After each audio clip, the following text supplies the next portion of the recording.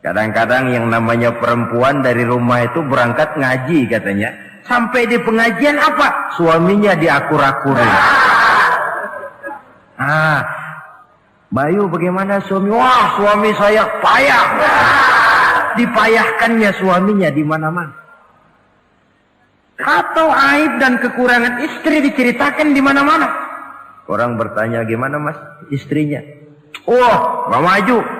Loh, kenapa istrimu kan cantik? Iya, soal cantik sih iya, tapi tidurnya kok ngiler ini. Alhamdulillah, wassalatu wassalamu ala sayyidina Rasulillah, sayyidina wa maulana Muhammad ibn Abdullah, wa ala alihi wa sahbihi wa man tabi'ahu wa wala, la hawla wa la quwwata illa billah. Subhanaka la ilma lana illa ma 'allamtana innaka antal alimul hakim wa la haula wa la quwwata illa billahil aliyyil azim. Saudara-saudara hadirin yang berbahagia, salah satu nikmat yang diberikan Allah kepada kita di dalam kehidupan ini ialah bahwa Allah Subhanahu wa ta'ala telah menciptakan segala sesuatu serba berpasang-pasangan. Dalam surah Yasin ayat 36 dijelaskan, Subhanallazi khalaqal azwaja kullaha mimma tumbitul ard wa min anfusihim wa mimma la ya'lamun. Maha suci Allah yang telah menciptakan segala sesuatu itu serba berpasang-pasangan. Dari apa yang tumbuh di permukaan bumi, apa yang ada di dalam diri mereka sendiri, dan apa-apa yang mereka tidak mengetahuinya. Demikianlah kita lihat siang berhadapan dengan malam, benar berhadapan dengan salah, dan laki-laki berhadapan dengan perempuan. Setelah Allah menciptakan segala sesuatu itu serba berpasang-pasangan, maka Allah menetapkan aturan permainan yang mengatur seluruh kehidupan makhluk yang serba berpasang-pasangan itu. Kita tentu maklum, apapun saja yang kita lakukan dan kita perbuat tanpa ada aturan akan berakhir dengan kekacauan. Cobalah kita bikin satu sekolah, buka satu sekolah, tidak usah pakai aturan, tentu kacau. Bikin organisasi tanpa memakai aturan, tentu kacau. Demikian daripada kehidupan ini, kalau tanpa ada aturan, tentu kekacauan yang akan timbul. Allah pencipta manusia. Allah tahu benar kemampuan maksimal manusia. Oleh sebab itu, aturan permainan yang diturunkan Allah tentu sesuai benar untuk manusia. Satu contoh kecil. Pabrik mobil di Jerman bikin mobil namanya Mercy. Seiring dengan itu, dia keluarkan buku petunjuknya. Mobil ini namanya Mercy. Kecepatan maksimal sekian ratus kilometer per jam. Daya angkut maksimal sekian ratus kilogram. Kalau rusak memperbaikinya begini, onderdilnya pun ini. Karena pabriknya yang membuat mobil, lalu pabriknya pula yang mengeluarkan buku petunjuk, sudah tentu buku petunjuk itu sesuai benar dengan mobilnya. Dan tidak bisa kita punya mobil Mercy rusak, lalu kita perbaiki dengan menggunakan buku petunjuk yang dikeluarkan oleh pabrik mobil Toyota misalnya. Jelas mobil bukan tambah baik, malah makin hancur tidak karu-karuan. Kalau manusia menginginkan satu hidup yang baik, tidak ada pilihan lain, dia harus memakai aturan yang diturunkan oleh yang bikin manusia. Dan aturan itu telah turun dalam bentuk agama Islam yang kita cintai ini. Manusia laki-laki dihiasi dengan perasaan senang cinta kepada perempuan. Itu biasa, normal, wajar. Tapi lalu Allah menurunkan aturan permainan. yang kalau peraturan ini dilanggar akan membawa kerugian bagi manusia sendiri. Bahwa laki-laki senang sama perempuan itu normal. Agama membuat aturan silahkan senang, tetapi lewat satu pintu yang disebut nikah. Kalau peraturan ini diabaikan, yang rugi tentu manusia sendiri. Misalnya PLN keluarkan pengumuman, nanti malam mulai jam 6 sampai subuh listrik se-Jakarta mati total. Kita ingat, ini nanti malam saya giliran ronda. Pagi-pagi sudah kita siap beli batu baterai, masukkan ke dalam baterai. Dari sejak kita beli sampai sore itu baterai kita soroti terus. Tentu setelah sore soak batu baterai itu. Datang malam, berangkat kita ronda. Kalau disoroti lagi kan baterainya sudah enggak terang lagi. Sudah soak. Sebab apa? Belum waktunya sudah disoroti terus. Sekarang kalau ada orang belum masuk pintu pernikahan, nafsu seksualnya diobral terus. Itu kan sama juga belum datang malam, baterainya sudah disoroti terus. Nanti masuk pernikahan, soak. Berhadapan dengan istrinya, barangkali sudah nggak bisa apa-apa, cuma nyengir saja. Yang rugi manusia sendiri. Itulah sebabnya Allah lalu mengatur bahwa laki senang sama perempuan lewat satu pintu yang disebut dengan nikah. Maka pada pertemuan kali ini kita akan bicara tentang nikah dalam Islam. Saya bagi kepada 3 masalah pokok saja. Pertama, pengertian dan kedudukan nikah menurut Islam. Yang kedua, motivasi pernikahan. Karena apa orang itu seharusnya melakukan nikah. Dan yang ketiga, membina rumah tangga bahagia menurut contoh Rasulullah Sallallahu Alaihi Wasallam. Hadirin yang saya hormati, kita mulai dengan yang pertama, pengertian nikah. Dalam kehidupan sehari-hari ada 2 kata yang sering kita gunakan, kawin dan nikah. Kalimat kawin kelihatannya dipergunakan oleh semua makhluk hidup. Lain dengan nikah, ini hanya digunakan khusus untuk manusia muslim. Makanya kita sering dengar orang bilang, kucing kawin, ayam kawin, kambing kawin, dan belum pernah kita dengar ada ayam nikah atau kucing nikah. Sebab apa? Nikah ini cuma dipakai oleh makhluk bernama manusia yang muslim. Apa pengertian nikah? Seorang tokoh, Abi Yahya Zakaria Al-Ansari, di dalam kitab Fathul Wahhabnya menjelaskan, an-nikahu aqdun yatadammanu ibahatal wat'i bilafzi inkahin au nahwihi.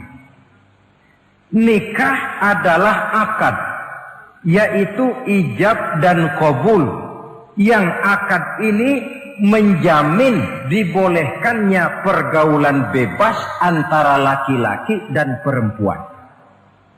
Jadi kalau sementara anak muda kita beranggapan bagaimana Islam ini kolot, masa laki-laki tidak boleh bergaul dengan perempuan, itu anggapan salah. Islam bukan saja tidak melarang, malah menganjurkan laki-laki bergaul dengan perempuan sebebas-bebasnya, sepanjang pergaulan itu bisa dipertanggungjawabkan, baik menurut hukum negara, lebih-lebih menurut hukum agama. Coba orang kalau sudah akad, sudah ijab qabul, ada saksi, ada wali, selesai itu dia masuk ke dalam kamar berdua, bergaul di situ sebebas-bebasnya, itu saya kira 100% halal. Tidak perlu lagi orang curiga, tidak perlu lagi sembunyi-sembunyi. Kenapa? Ini bentuk pergaulan yang bisa dipertanggungjawabkan. Kalau tidak, dengan dalih new morality, kebudayaan modern, lalu melakukan yang disebut free love, free sex, samen liven, hidup bersama tanpa nikah alias kumpul kebo. Dan saya kira itu kebo cuma mewakili saja. Artinya begitulah kalau binatang itu kumpul. Sebab kumpul kucing pun saya kira begitu, kumpul ayam pun begitu. Kebo cuma mewakili binatang dalam kalimat itu. Tengoklah berapa banyak sudah bayi-bayi yang lahir ke dunia ini tanpa tahu kemana dia harus memanggil bapak. Berapa banyak gadis-gadis bergelimpangan jadi korban dari orang-orang yang tidak bertanggung jawab. Itu semua merupakan ironi. Maka menjauhkan manusia dari aturan agama pada hakikatnya sama dengan usaha membinatangkan manusia. Bahkan kalau manusia sudah jauh dari aturan agama, sanggup berbuat lebih buas daripada binatang. Kita tahu yang namanya bajing itu makanannya cuma kelapa. Tapi bajingan itu bukan cuma kelapa, kabel telepon doyan kok bajingan itu. Jauh lebih buas daripada yang namanya binatang. Maka agama ini mengatur agar manusia sebagai makhluk yang mulia hidup secara mulia. Jangan manusia kita ini, binatang saja. Kalau saudara ada yang punya kucing di rumah, saudara taruh di depannya, saudara sendiri yang langsung kasih ikan di piring, kasih kucing. Aduh, dia akan makan dengan tenang, nikmat, lahap, tidak nengok kiri, tengok kanan. Kenapa? Dia yakin betul yang dia makan itu sudah resmi, sah. Sebab apa? Tuan rumah yang kasih. Tapi kalau si kucing ngambil sendiri di dapur, mencuri dia, setelah dapat dia bawa lari, makan pun tidak tenang. Kenapa? Mesti nengok kiri, nengok kanan. Rupanya instingnya pun bekerja. Ini bukan hak saya mencuri. Saudara-saudara, tengok orang yang sudah terlibat dalam pergaulan suami istri yang sah. Itu kan nggak perlu tengok kanan, tengok kiri, nggak perlu takut-takut. Kenapa? Sudah sah. Tapi kalau yang bukan istrinya, wah itu sudah seperti kucing nyolong ikan, tengok kiri, tengok kanan, tidak pernah mengalami ketenangan. Itu selintas pengertian nikah. Lalu bagaimana kedudukan nikah menurut Islam? Ternyata nikah dalam pandangan Islam tidak cuma sekedar untuk memenuhi kebutuhan biologis manusia. Tidak cuma sekedar untuk memperkembangbiakkan keturunan. Tidak cuma sekedar untuk mendapat ketenangan hidup. Lebih tinggi daripada sekedar itu, nikah dalam pandangan Islam ibadah. Jadi kalau kita ditanya, Pak, ibadah apa yang paling enak dalam Islam? Jawabannya jelas, nikah. Begitu enaknya ibadah yang namanya nikah ini, sampai yang sudah pernah pun pengen ulangan. Namanya ibadah.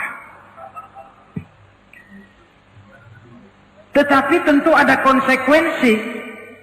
Oleh karena nikah ibadah, dan semua ibadah dalam Islam tidak boleh dikerjakan setengah hati atau main-main.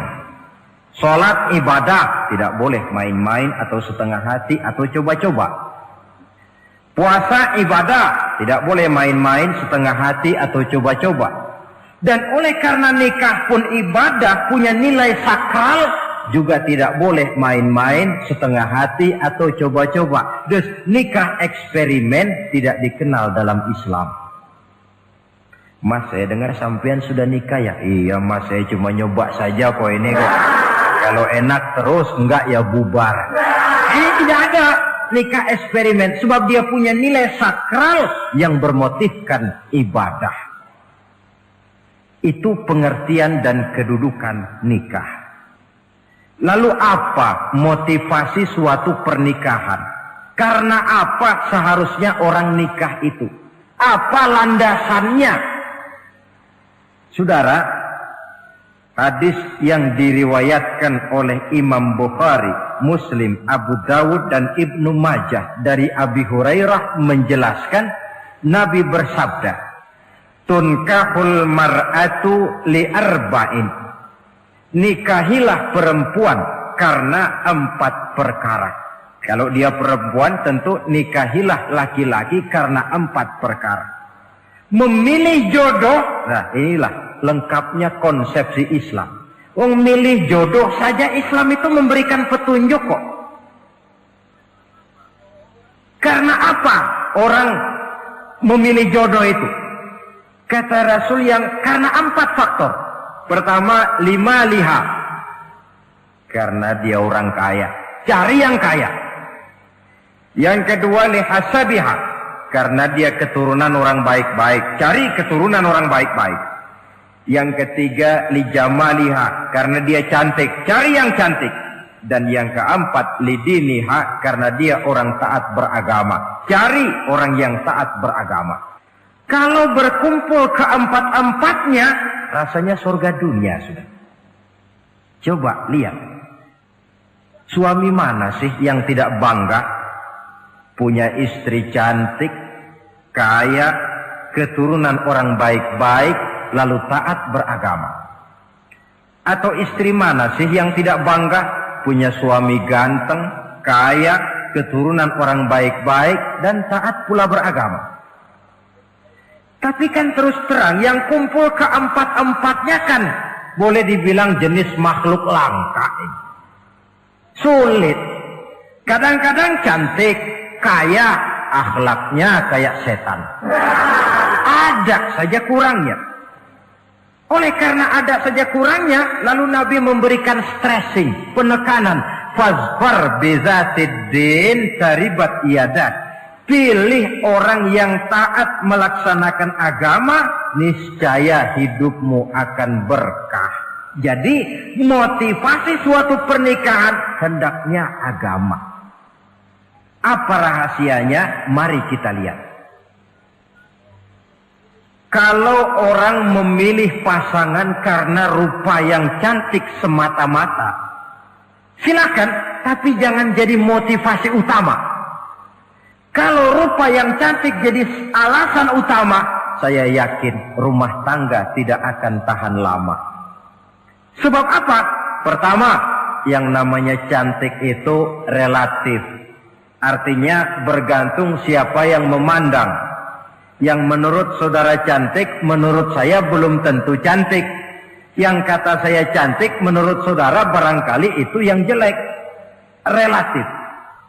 Saya kalau ditanya orang, Ustadz siapa perempuan paling cantik di dunia ini? Tentu saja saya jawab istri saya.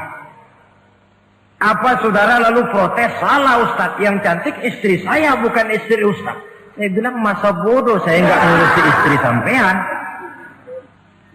Cantik itu relatif. Sehingga di kalangan para ahli cinta, ahli cinta, sampai sekarang masih jadi perdebatan. Sebenarnya cantik yang bikin orang jatuh cinta, apa cinta yang membuat orang jadi kelihatan cantik? Dua-duanya bisa terjadi.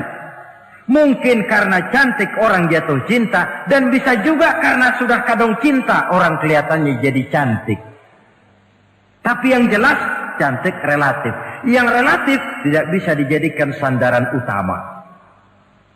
Yang kedua, yang namanya cantik itu temporer, artinya berubah oleh pergeseran masa dan pertukaran waktu.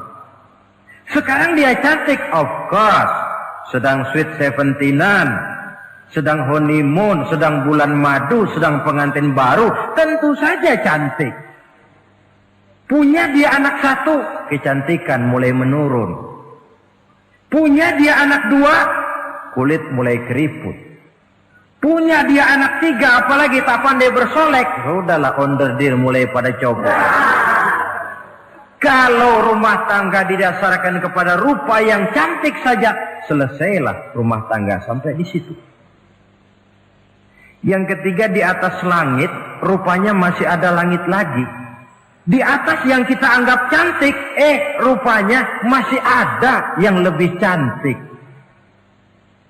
Kalau cantik yang kita kejar, kita akan jadi petualang yang pindah dari perempuan satu ke perempuan yang lain. Cinta bajak laut namanya. Di mana kapal berlabuh, di sana cinta mendarat. Saudara hadirin yang saya hormati, padahal sate dengan singkong itu kan bedanya cuma di tenggorokan. Kalau sudah masuk ke dalam perut, kenyangnya barangkali sama. Malah barangkali besok pagi kalau keluar lebih tidak enak baunya sate itu daripada singkong. Makanya orang kalau sudah nikah oleh Nabi dipesan, apabila kamu di jalan melihat perempuan yang membuat kamu kagum, cepat-cepatlah pulang ke rumah. Sebab apa? Sebab yang perempuan cantik di jalan kau lihat itu punya, istrimu juga di rumah punya. Gak percaya cobalah pulang, akurin, sama itu. Silahkan cari yang cantik, tapi jangan dijadikan motivasi utama. Yang kedua, kalau perkawinan, pernikahan cuma karena harta, silahkan cari yang kaya. Tapi kan harta itu, kata Imamul Ghazali, al-mal zillun zail. Harta bagaikan bayangan. Sore di sebelah barat, tengah hari di tengah, sore pindah ke sebelah timur. Hari ini dia kaya, besok dia bangkrut. Roda itu berputar. Kalau harta dijadikan pilihan utama, boleh jadi dalam hidup berumah tangga ada pepatah, ada uang abang disayang, tidak ada uang abang melayang. Artinya pun rumah tangga tidak akan tahan lama. Yang ketiga, kalau karena keturunan, persilahkan cari keturunan yang baik-baik. Namun toh pada akhirnya orang diajarkan bahwa kita ini mau besar atau tidak bukan dengan jalan menyempeng kepada kebesaran orang lain, tetapi ditentukan oleh kepribadian kita sendiri. Sekarang kalau karena agama, Nabi berikan penekanan fazfar bidzatid din taribat yadak. Pilih orang yang taat beragama, niscaya hidupmu akan beruntung. Apa rahasianya? Tidak lain rumah tangga Rasulullah Sallallahu Alaihi Wasallam. Yang ini artinya kita sudah masuk kepada bagian ketiga, bagaimana membina rumah tangga bahagia menurut contoh baginda Nabi. Saudara, bagaimana sih rumah tangga Rasul itu? Kelihatan dari dua ucapannya, pendek, singkat, tapi punya pengertian filosofis yang mendalam. Dua kalimat saja beliau bilang tentang rumah tangganya, yaitu baiti jannati, rumah tanggaku laksana surga bagiku. Bayangkan, kalau seorang suami sudah mampu berkata macam begitu, bahagia hidupnya. Ini barangkali tantangan buat kita semua. Mampukah kita di rumah tangga berkata semacam perkataan beliau tadi? Baiti jannati, rumah tanggaku laksana surga bagiku. Padahal dari sejarah kita baca, Rasul itu rumahnya kecil. Tidurnya di atas pelepah daun korma, sampai berbekas di pipinya. Sarapan paginya seteguk zam-zam, sepotong roti, kadang-kadang 3 butir korma. Tempat tidurnya bukan alga spring bed atau Dunlopillow macam kita punya. Di rumahnya tidak ada mebel spaghetti model yang lagi ngetop-ngetopnya. Entar di tengah rumah macam itu, beliau sanggup berkata, baiti jannati. Kenapa kita yang hidup di zaman di mana fasilitas mestinya lebih menunjang, kok malah banyak yang berkata sebaliknya? Baiti nari, rumah tanggaku laksana neraka bagiku. Padahal dilihat dari segi materi, rumahnya bertingkat, mobilnya serba berkilat, uangnya banyak berlipat-lipat, istri pun cantik memikat. Kadangkala boleh jadi jumlahnya 4. Tapi tiap hari kiamat. Kenapa ini? Marilah kita lihat. Ternyata rumah tangga Rasul itu motivasinya tidak lain agama. Agama menuntun suami dan istri masing-masing untuk tahu kewajiban dan tahu haknya. Kalau kewajiban sudah dilaksanakan, lalu hak diberikan, akan timbul pengertian, understanding. Kalau sudah ada saling pengertian, akan timbul ketenangan, feeling of security. Dan ketenangan tangga utama untuk mencapai yang disebut bahagia. Itu sebabnya hakikatnya membicarakan rumah tangga yang berdasarkan agama tidak lain adalah bagaimana seharusnya seorang suami melaksanakan kewajibannya dan seorang istri melaksanakan tugasnya. Artinya kewajiban suami itu apa? Kewajiban istri itu apa? Kewajiban istri hak suami, kewajiban suami hak untuk istrinya menurut tuntunan dan tuntutan agama. Saudara hadirin, menurut hadis riwayat Abu Dawud dari Muawiyah bin Haidah, satu hari Rasul ditanya, "Ya Rasul, apa sih hak istri-istri kami ini? Artinya kewajiban kami sebagai suami ini apa?" Rasul menjawab, pertama, antat'amaha iza ta'imta. Kau beri istrimu makan sebagaimana engkau makan. Kewajiban. Tetapi seorang istri pun, kalau sudah diberikan nafkah oleh suaminya untuk mengatur makanan, dia harus pandai mengaturnya dengan sebaik-baiknya. Menu yang teratur, gizi yang lengkap, dan saya kira yang namanya 4 sehat 5 sempurna itu kan tidak berarti bahwa hidup ini harus serba mewah, tidak. Yang penting ada variasi sehingga tidak merangsang suami untuk makan di luar. Jangan misalnya tahu suaminya senang jengkol lalu tiap hari saja jengkol. Itu kan bisa kejengkolan suami. Dengan demikian, masalah yang kelihatannya sepele tetapi yang sebenarnya bisa menjaga keharmonisan atau malah keretakan rumah tangga harus kita perhatikan dengan sebaik-baiknya. Suami memberikan nafkah, dari jumlah itu 60% lari ke kredit, 40% lari ke dapur. Tentu pada akhirnya sang suami akan merasa curiga, padahal barangkali istrinya pun berniat baik, cuma hanya tidak ada keterbukaan di dalam mengurus masalah-masalah yang berhubungan dengan dapur. Inilah kewajiban yang pertama dari seorang suami, kewajiban yang menyangkut masalah pangan. Lalu yang kedua, wataksuwaha izaktasaita. Engkau beri istrimu pakaian sebagaimana engkau berpakaian. Suami yang adil, pakaian yang dia pakai sama harganya dengan yang dibelikan untuk istrinya. Kecuali tentu kalau istrinya ridho. Zalim seorang suami, jikalau untuk dia misalnya dia beli pakaian yang mahal-mahal, jasnya dia pakai Switzerland wool, sarungnya Samarinda. Kalau dia pakai sepatu, belilah sepatunya. Sementara istrinya cuma pakai kain belacu saja. Kenapa mesti begitu? Sebab, saudara hadirin, istri kita sebenarnya adalah bagian daripada hidup kita.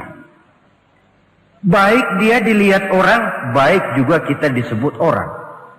Jelek dia dipandang orang, tentu jelek juga nama kita disebut orang. Apalagi hidup bermasyarakat, kadang-kadang mulut usil itu kan sudah banyak macam ragamnya. Itu siapa sih perempuan yang jalan? Kenapa? Itu pakaian yang tidak dipakai sih tidak mahal, cuma pakaiannya serasi, pantas, enak dilihat. Oh, terang saja dia kan istrinya si Mi'un. Nah, Mi'un yang sedang tidur barangkali tidak tahu apa-apa mendapat sebutan baik. Cobalah kalau istri kita semaunya saja, orang akan bilang, ah itu perempuan, kenapa? Saya gerah ngelihatnya. Mau ke pasar cuma pakai kutang saja. Tentu suami pun akan mendapat sebutan yang tidak baik. Cuma sang istri kalau sudah dibelikan pakaian oleh suami, termasuk alat-alat kecantikan di dalamnya, pakaian itu tentu dipakai niat pertama adalah untuk menyenangkan hati suami.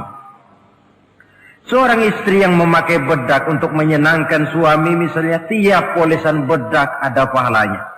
Dia pakai lipstik untuk menyenangkan hati suaminya, tiap goresan lipstik ada pahalanya, bernilai ibadah. Ini kewajiban yang kedua. Yang ketiga, wala tadribil wajha. Kalau marah, jangan memukul muka. Maksudnya apa ini? Kewajiban memberikan perlindungan. Sehingga si istri merasa ada tempat dia mengadu. Ada tempat dia melarikan persoalan. Ada tempat dia bergantung.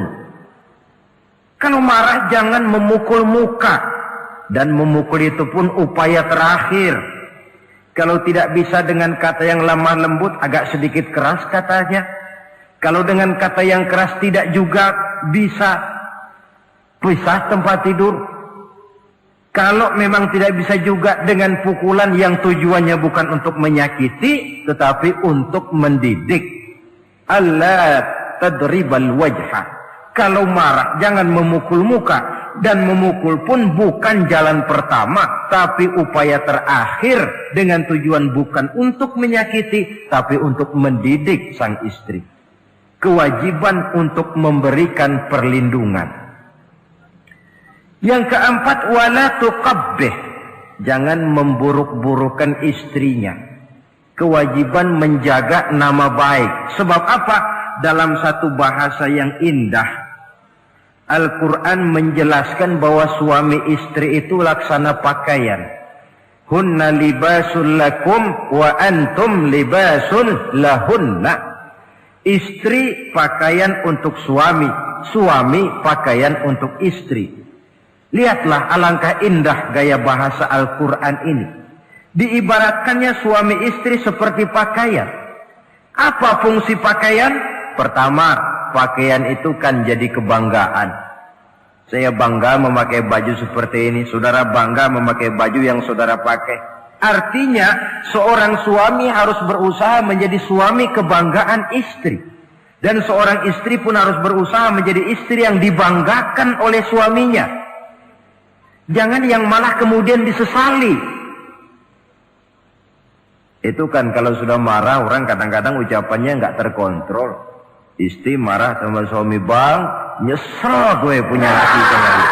Sudah hilang lagi kebanggaan. Kalau kebanggaan hilang, wibawa pun hilang. Kalau wibawa sudah hilang, maka rumah tangga sudah sulit untuk dipertahankan. Yang kedua, yang namanya pakaian itu kan menutup aurat. Itu tujuan pakaian yang terpenting. Artinya di sini, kalau seorang istri mempunyai kekurangan, suamilah yang menutupi. Kalau seorang suami mempunyai kekurangan, istri juga harus berusaha menutupi. Jangan kekurangan suami diceritakan di pasar umum. Atau kekurangan istri dibuka di mana-mana. Itu namanya suami istri tidak berfungsi sebagai pakaian, malah justru saling membuka aurat masing-masing. Inilah kadang-kadang penyakit ini. Kadang-kadang yang namanya perempuan dari rumah itu berangkat ngaji katanya. Sampai di pengajian apa? Suaminya diakur-akurin. Bayu bagaimana suami? Wah, suami saya payah. Dipayahkannya suaminya di mana-mana. Atau aib dan kekurangan istri diceritakan di mana-mana. Orang bertanya, gimana mas istrinya? Oh, nggak maju. Loh, kenapa istri bukan cantik? Iya, soal cantik sih iya, tapi tidurnya kok ngiler ini. Nah, ini kan nggak perlu yang macam begini ini. Tidak bisa menjaga apa yang disebut security informasi. Fungsi pakaian sebagai suami istri tidak berjalan di dalamnya. Saling menjaga kehormatan diri. Ini yang keempat. Yang kelima, wala tahjur illa fil bait. Jangan berpisah dari istri kecuali di rumah. Maksudnya begini. Kalau satu hari seorang istri suami marah kepada istrinya, tidak usah istri itu disuruh pulang ke rumah orang tuanya, ke rumah mertua lalu diusir. Tidak. Cukup pisah tempat tidur saja. Ini maknanya wala tahjur illa fil baiti. Umpamanya, dek malam ini saya sedang tidak enak pikiran, kau tidur di kamar belakang lah, saya kamar depan. Cukup pisah tempat tidur saja, tidak perlu istri dipulangkan ke rumah orang tuanya.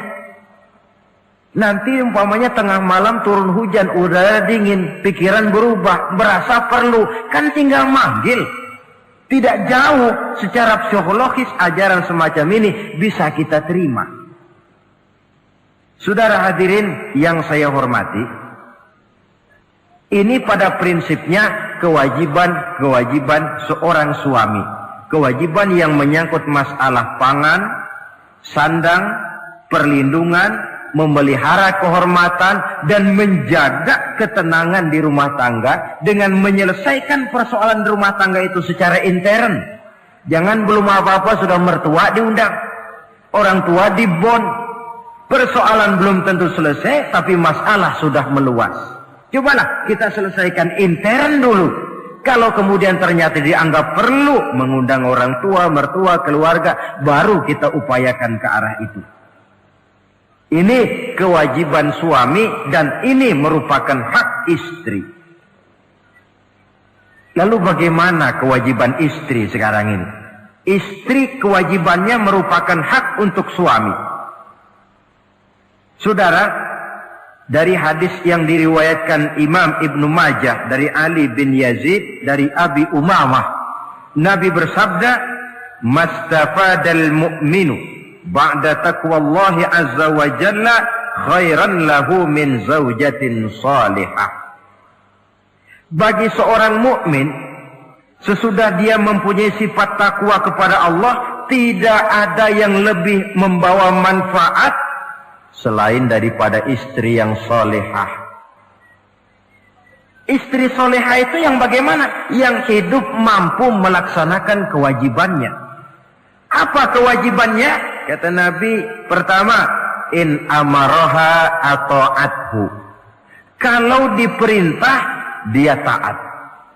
Kewajiban istri yang pertama, taat kepada suaminya. Begitu besar kewajiban taat kepada suami, sampai-sampai Nabi pernah menyatakan, "Lau kuntu amiran ahadan ayyasjuda li ahadin, la amartul mar'ata an tasjuda li zawjiha." Kalau saja boleh, kata Nabi, aku memerintahkan manusia sujud kepada sesama manusia, tentu aku perintahkan istri untuk sujud kepada suaminya. Untung saja sujud kepada manusia tidak boleh. Kalau boleh, istri itu disuruh sujud kepada suami. Tentu karena besar hak suami atas dirinya. Yang kedua, ibadah sunnah tidak mendapat izin suami juga bukan saja tidak berpahala, malah berdosa. Umpamanya, pengantin baru, si istri kebetulan santri, malam minggu pesta, besoknya hari Senin, si istri sudah kadang biasa hidup sebagai santri, hari Senin puasa sunnah. Dia bilang sama suaminya, "Bang, besok saya mau puasa sunnah nih, hari Senin." Kata suaminya, "Kalau kau puasa juga kau kejam. Lalu kau puasa aku disuruh ngapain?" Tidak diizinkan oleh suami, dia puasa juga. Bukan saja tidak mendapat pahala, malah berdosa. Sampai amalan yang sunnah pun tidak diizinkan oleh suami, berdosa. apalagi amalan yang mubah, apalagi amalan yang tidak ada dasar hukumnya, perintahnya. Sepanjang perintah suami tidak untuk maksiat kepada Allah, istri wajib untuk taat. Dalam hadis lain kita temukan Nabi bersabda, "Idza da'a ar-rajulu imra'atahu ila firashihi." Kalau seorang suami memanggil istrinya ke tempat tidur. Ini bahasa kinayah. Manggil ke tempat tidur kan tentu nggak perlu penjelasan. Masa mau nyambal di tempat tidur kan enggak. Fa'abat. Si istri tidak mau. Lantaran istri tidak mau, suami jengkel. Fabata ghadbana 'alaiha. Sampai dalam jengkelnya tidur. La'anat hal malaikatu hatta tusbiha. Istri macam itu dilaknat, dikutuk oleh malaikat sampai datang waktu pagi. Kewajiban untuk taat. Namun sebaliknya, seorang suami pun jangan mentang-mentang istri wajib taat lalu overacting. Segalanya main tunjuk, segalanya main komando, segalanya main perintah. Sebab contoh yang diberikan oleh Rasul tidak begitu. Rasul kita baca dalam sejarah, menjahit bajunya sendiri, memperbaiki kasutnya sendiri. Artinya yang bisa ya dikerjakan tanpa harus menggantungkan semuanya kepada sang istri. Kewajiban untuk taat. Nah, penutup tentang taat ini ada sebuah hadis pula di mana baginda Nabi bersabda, "Ayyumam ra'atin matat wa zawjuha anha radin dakhalatil jannah." Kalau seorang perempuan meninggal dunia, suaminya ridho kepadanya, maka perempuan itu akan masuk surga. Artinya, kalau seorang istri meninggal, ya dia tukang ngaji, ya tukang sholat, ya suka puasa, ya gemar sedekah, tapi meninggal suaminya tidak ridho, pintu surga belum dibukakan sampai suaminya ridho kepadanya. Ini menggambarkan tentang besarnya kewajiban taat seorang istri kepada suaminya. Ini kewajiban pertama. Lalu kewajiban yang kedua kata Nabi, wa in nazara ilaiha sarrathu. Kalau dipandang oleh suaminya, dia pandai menggembirakan, menyenangkan hati suaminya. Menjadi istri yang pandai menyenangkan hati suami. Siapa contohnya? Kita lihat misalnya istri Nabi, diantaranya Sayyidatuna Khadijah radhiyallahu anha. Ketika Nabi pertama kali menerima wahyu berhadapan dengan malaikat Jibril, beliau kembali ke rumah dengan tubuh gemetar. Setibanya di rumah beliau berkata, "Zammiluni ya Khadijah." Khadijah, selimuti saya. Kenapa bang?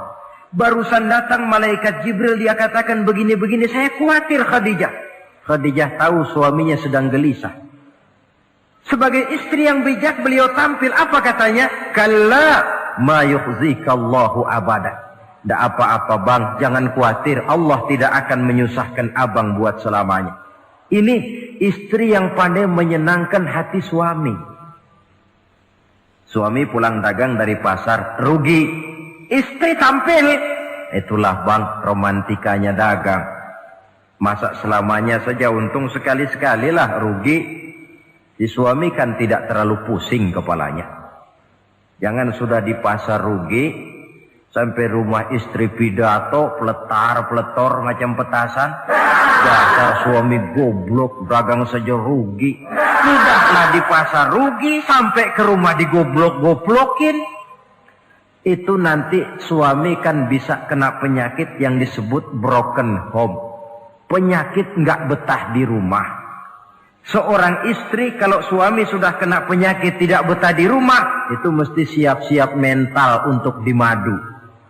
Nah, jadi kalau tidak dimadu bagaimana? Berusaha bikin betah suami di rumah. Suami pulang kantor jam 2, setengah 2 dandan, kalau perlu setel habis. Kalau perlu Kelihatan suami akan datang, bukakan pintu, sambut dengan senyum. Apalagi kalau senyumnya Pepsodent. Saya kira suami bagaimanapun lelahnya, peras keringat, banting tulang, pulang mencari nafkah, kalau kembali di rumah disambut dengan senyum, hilang capeknya.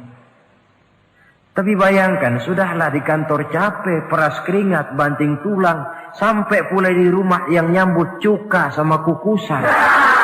Udah asem, monyong. Suami mana yang kerasan tinggal di rumah? Menjadi istri yang pandai menggembirakan, menyenangkan hati suaminya. Bahkan diizinkan bohong untuk menyenangkan hati suami. Umpamanya, suami kebetulan habis obyeknya gol. Karena ingin menyenangkan istri, mampir di pasar beli kain batik. Si suami tidak tahu bagaimana kain batik yang bagus, beli saja sembarangan. Sudah kainnya kasar, warnanya norak, harganya yang mestinya murah jadi mahal. Dibawa pakaian itu pula. Istri lihat dan tahu kalau ini batik jelek, norak, kasar, harganya pun murah. Tapi dia ingin menyenangkan hati suaminya. Suaminya tanya, bagaimana dek kain batik ini? Waduh bang, bagus betul kain ini. Pinter benar abang milih warna ini. Emang yang kayak begini ini bang, coba lihat tetangga kita mana ada yang pakai kain kayak begini. Ya memang gak ada, jelek. Suami senang tentu. Lalu kain itu oleh istrinya, ngaji dipakai, keundangan dipakai, tidur dipakai, masak dipakai, nyuci pun dipakai. Suami makin bangga, wah kain yang saya beliin dipakai terus ini. Lain pula istrinya, dalam hati dia berpikir, biarin deh gue pakai terus biar cepat hancur, nggak ada urusan. Coba kalau waktu itu si istri jujur, dasar laki goblok, beli kain kayak begini, sono pulangin. Nah, mungkin suami yang sudah payah-payah mau menyenangkan hati istrinya malah berbalik pikirannya. Saudara hadirin, ini kelihatannya penting untuk menjaga suasana keharmonisan di dalam kehidupan berumah tangga. Begitu pula pengertian seorang suami. Rasul pernah pulang dari masjid agak larut malam, rupanya banyak orang bertanya. Ketuk pintu, Assalamualaikum. Sampai 3 kali tidak dibukakan pintu. Rupanya Aisyah lelap benar tidurnya. Rasul sadar beliau pulang kemalaman. Dan tahu istrinya capek bekerja di waktu siang. Ashraful Anbiya wal Mursalin ini menghormati istrinya. Salam 3 kali tak dibukakan pintu, bukan marah, malah gelar sorban di depan pintu. Di situ beliau tidur. Tengah malam Aisyah mau sholat, buka pintu, terkejut lihat suaminya tidur di depan pintu. Dibangunkan, begitu dibangunkan Rasul lebih dahulu berkata, Aisyah, maafkan saya pulang terlambat memang sebab banyak yang bertanya di masjid. Sudahlah tidur di depan pintu, begitu dibukakan, beliau dulu yang minta maaf. Sulit jadi suami semacam ini. Yang enak kalau sudah nggak dibukain pintu, istri kepulesan, lalu sekali buka pintu, kan yang enak kita tunjuk jidatnya, lo tidur kayak tembok ya. Saudara hadirin, menjadi istri yang pandai menyenangkan hati suaminya. Sebab tidak ada seorang suami bisa sukses, baik di medan tugas, di masyarakat, di kantor, di toko, di tempat manapun, kalau tidak ditunjang oleh peran serta dari para istrinya. Karena itulah perempuan walaupun peranannya tidak begitu kelihatan, sebenarnya sangat menentukan. Seorang suami yang jujur, polos, lugu, sederhana, sanggup menjadi koruptor ulung karena didorong-dorong oleh istrinya. Merangsang ketamakan suami. Istri dibakar oleh tetangganya. Bang, kenapa? Kau kan di kantor kepala bagian. Lalu, tangga kita pegawai kecil saja bang, tapi coba lihat istrinya kalau pakai gelang kayak pelek beca bang gelangnya. Kau kepala bagian gak bisa beliin saya macam gitu, kepala bagian goblok. Lalu bagaimana bu, gaji saya kan sudah jelas segitu. Iya, kamu kan kepala bagian. Apaan kayak di kantor sabet. kalau sudah main sabut-sabutan begini, sudah merangsang suami untuk berbuat yang tidak baik. Kecil, tidak begitu kelihatan, tapi sangat menentukan. Istri yang soleh, yang bisa melaksanakan kewajibannya, yaitu pandai menyenangkan hati suaminya. Ini kewajiban istri yang kedua. Yang ketiga, wa in aqsama alaihi abarrathu. Kalau suami memberikan sesuatu, dia pandai berbakti, menjadi istri yang pandai bersyukur kepada suami. Kita ingat ketika pulang Mi'raj kan Rasul bercerita, saya dalam perjalanan itu diperlihatkan neraka, kata Rasul. Saya lihat kok isinya kok lebih banyak perempuan daripada laki-laki. Nah, sahabat heran, ya Rasul, lebih banyak perempuan? Iya. Apa mereka tidak sholat? Sholat. Apa mereka tidak pernah hadir di majelis taklim? Oh, rajinan dia sama suaminya. Ada apa? Tidak pernah baca Quran? Rajin. Lalu kenapa kok isinya kebagian besar perempuan? Rasul menjawab, hunna yakfurnal ashir. Mereka umumnya tidak pandai bersyukur kepada suaminya. Hujan panas setahun dibalas dengan hujan sehari. Kalau suaminya sedikit salah, sudah kehilangan pertimbangan, tertutup seluruh kebaikannya. Yang kelihatan cuma salahnya saja. Maka sebaiknya di dalam hidup berumah tangga, baik suami maupun istri itu masing-masing sedia timbangan. Kalau satu saat suami salah, istri ambil timbangan. Timbang, suami saya salahnya ini, jasanya ini. Bertahun-tahun dia hidup mencari nafkah buat saya, membelikan pakaian untuk saya, mencarikan makan untuk saya. Salahnya ini. Timbang, mana lebih banyak salahnya atau benarnya? Dengan demikian kita akan bisa menghasilkan keputusan objektif. Giliran istri yang salah, suami yang ambil timbangan, ukur mana lebih banyak baiknya atau salahnya. Kalau tiap kita masing-masing punya timbangan, insya Allah nilai-nilai objektif dari suatu pertimbangan akan bisa kita temukan dalam mengambil keputusan. Istri yang pandai berbakti membalas budi daripada suaminya. Kewajiban yang keempat dari seorang istri, wa in ghaba anhu nasahathu fi nafsiha wa malihi. Kalau suami tidak ada di rumah, dia pandai menjaga kehormatan dirinya dan pandai menjaga harta suaminya. Tidak mencari kesempatan dalam kesempitan. Suami lembur, istri ngompreng. Dan pandai menjaga harta suaminya. Nah, coba lihat. Kalau seorang suami ada uang di kantongnya 100 rupiah. Ada tukang minta pengemis, istri ambilkan saja tanpa izin suaminya uang di kantong suami 100. Dia sedekahkan. Niatnya tentu baik. Si istri dapat dosa, si suami dapat pahala. Perbuatan sedekahnya itu betul, tapi mengambil uang tanpa izin suami itu yang salah. Dan ternyata salah itu lebih besar daripada pahala yang dia lakukan lantaran bersedekah itu. Kalau ini terwujud, maka suasana saling mempercayai akan tumbuh. Kalau sudah saling mempercayai, rasanya akan terwujud kedamaian dan ketenangan. Suami meninggalkan rumah dengan perasaan tenang, istri pun melepas suami dengan perasaan damai, tanpa was-was, tanpa curiga, dan sebagainya. Dan ini modal yang paling utama, mewujudkan saling kepercayaan dalam membina hidup bahagia. Saudara, jadi dengan demikian, kewajiban suami dan kewajiban istri yang merupakan bagian tidak terpisahkan dari bagaimana membina rumah tangga berdasarkan tuntunan agama, merupakan hal yang dicontohkan oleh Nabi kita Muhammad sallallahu alaihi wasallam.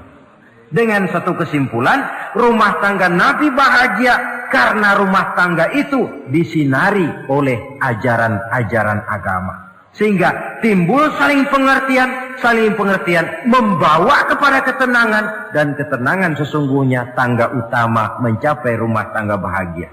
Tanpa materi orang memang sulit untuk bahagia. Tapi materi semata-mata bukan merupakan jaminan bahwa orang akan hidup bahagia. Banyak isak tangis berbunyi di rumah-rumah mewah, dan banyak sendak gurau, tawa dan canda, tawa lerai di rumah-rumah sederhana.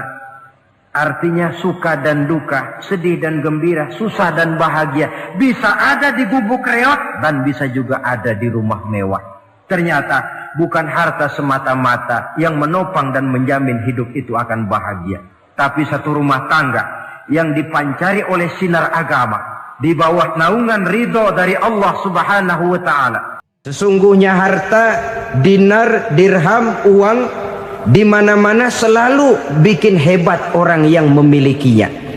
Coba lihat orang yang punya duit sama yang enggak punya duit, jangan gaya hidupnya, gaya jalannya aja lain.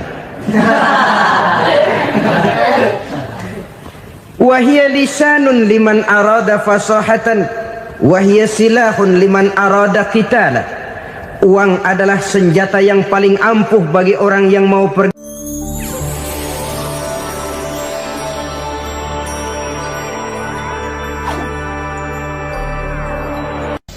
Bapak-bapak, ibu-ibu, saudara-saudara kaum muslimin rahimakumullah. Murai di dahan dan koko ayam di kandang, dunia ini penuh dengan berbagai macam kesibukan. Sejak dari petani yang turun ke ladang, pedagang yang berangkat ke pasar, pelajar yang menuju sekolah, sampai kepada pegawai yang berangkat ke kantor, seluruhnya tidak lain untuk mencari sesuatu yang bernama bahagia. Setiap orang menginginkan kebahagiaan, dan tidak seorang pun menginginkan kesengsaraan dalam kehidupan ini. Namun nyatanya tidak setiap orang yang ingin bahagia mengetahui jalan yang harus ditempuhnya untuk sampai kepada kebahagiaan itu. Maka pada kesempatan pertemuan kali ini, saya ingin menyampaikan sebuah hadis dari junjungan kita baginda Nabi besar Muhammad sallallahu alaihi wasallam yang termuat dalam kitab Mukhtarul Ahadits An-Nabawiyah, di mana beliau bersabda, arba'un min sa'adatil mar'i. Ada 4 perkara yang merupakan tanda dari orang bahagia. Saya mau tanya, di antara saudara-saudara yang hadir di sini, apa ada yang kepengen jadi orang sengsara? Ya. Seluruhnya tentu ingin mendapatkan kebahagiaan. Maka menurut resep dari Nabi kita, tanda orang bahagia itu 4. Jadi kalau saudara ingin bahagia, harus mempunyai 4 perkara ini. Yang pertama, orang bahagia itu kata Nabi, darun wasi'un. Punya rumah biar bagus asal gede. Enak ngaturnya, daripada sudah punya rumah kecil adanya di pinggir kali, gubuk, kalau hujan bocor miring lagi, kiamat. Loh, kalau gitu Islam materialis dong. Hadis ini boleh diartikan dengan makna hakiki, arti yang sebenarnya, boleh diartikan dengan makna majazi, arti kiasan. Kalau dia diartikan dengan arti kias, maka yang dimaksud darun wasi'un ay qalbun wasi'un. Rumah yang luas tidak lain daripada hati yang lapang. Karena di situ kunci kebahagiaan yang sebenarnya. Walaupun kita cuma tinggal di petak berukuran 2 kali 3 meter, kalau hati kita luas-luas rasanya rumah itu. Tapi biar rumah kita halamannya saja puluhan ribu hektar, ada kolam renangnya, kamar tidurnya tidak lagi terhitung. Kalau hati yang menempati rumah itu sempit, maka akan terasa sempit jugalah rumah itu. Tempat bergantungnya tidak lain adalah hati. Marilah kita mencoba melihat berbagai pandangan orang tentang bahagia ini. Ada orang menyangka bahwa bahagia itu kalau dia mendapatkan harta yang sebanyak-banyaknya. Siapa yang banyak harta, dialah raja. Apa yang dia mau seluruhnya bisa dibeli. Keamanannya dia bisa menyewa petugas. Seluruh fasilitas untuk menyenangkan kehidupannya bisa dibeli. Pendeknya, hartalah segala-galanya dalam kehidupan. Sampai ada pepatah mengatakan, innad darahima fil amakini kulliha taksur rijala mahabatan wa jalala. Sesungguhnya harta, dinar, dirham, uang di mana-mana selalu bikin hebat orang yang memilikinya. Coba lihat, orang yang punya duit sama yang enggak punya duit, jangan gaya hidupnya, gaya jalannya aja lain. Wahia lisanun liman arada fasahatan, wahia silahun liman arada qitala. Uang adalah senjata yang paling ampuh bagi orang yang mau pergi perang, dan lidah yang paling fasih bagi orang yang mau bicara. Kalau bicara dengan lidah macet, cobalah bicara dengan harta, lancar. Sampai ada pepatah demikian, segalanya bisa diatur dengan harta. Maka di kalangan orang yang berpandangan semacam itu, seluruh kegiatan hidupnya hanya terfokus kepada bagaimana mengumpulkan harta yang sebanyak-banyaknya. Tidak peduli halal haram, tidak kenal sore pagi siang dan malam, tidak sempat sujud, jauh dari agama, jauh dari kehidupan yang bersifat ruhaniyah, jauh dari Allah dan sebagainya. Sampai dalam Al-Quran dikelompokkan dalam kelompok yang dinamakan lumazah. Allazi jama'a malahu wa addadah yahsabu anna malahu akhladah. Mereka mengumpul-ngumpulkan harta sebanyak-banyaknya dan menyangka bahwa harta yang banyak itu dapat mengekalkan hidupnya, mengekalkan kekayaannya, mengekalkan kebahagiaannya. Saudara hadirin yang berbahagia, kalau pandangan hidup ini benar, artinya kalau harta memang merupakan satu-satunya hal yang dapat membuat orang bahagia, tentu di rumah mewah tidak akan pernah ada tangis derita. Tentu di satu tempat di mana fasilitas hidup serba menunjang tidak ada yang namanya penderitaan. Tapi suka dan duka, sedih dan gembira, senyum dan tawa adalah milik setiap orang, baik dia punya harta maupun dia tidak punya harta.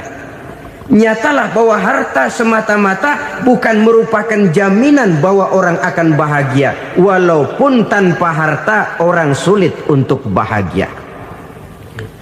Saya mau cerita, ada orang super kaya. Namanya Aristotle Onesimus, raja tanker Yunani. Dia punya kapal tanker saja konon sampai 11 banyaknya. Punya perusahaan penerbangan yang disebut Olympic Airlines.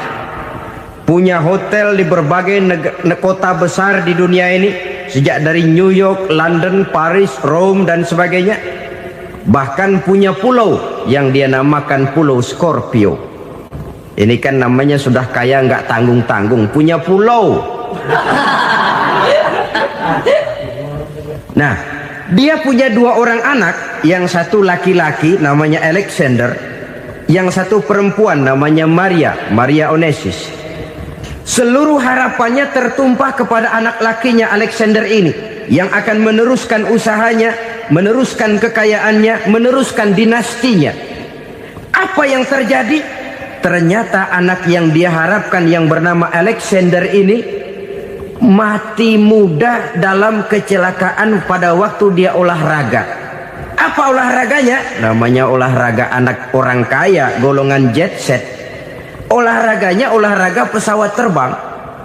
Jatuh, ya nggak kapungut, habis mati. Tinggal satu anak perempuannya, Maria Onesimus. Tapi anak perempuan ini juga malah urakan. Terakhir dia pacaran, bahkan kemudian kawin sama orang Rusia. Rupanya Aristotle Onesimus ini broken. Kekayaannya yang berlimpah ruah, perusahaannya yang begitu banyak, siapa yang akan meneruskan? Siapa yang akan menggantikan? Sampai kemudian dia mengurung diri di Pulau Scorpio. dan mati di sana secara mengenaskan. Seorang multi jutawan, seorang yang super kaya, mati menyendiri di pulau sepi. Ibarat kata pepatah, anak ayam mati di lumbung. Bukan kekurangan makanan, keurugan makanan.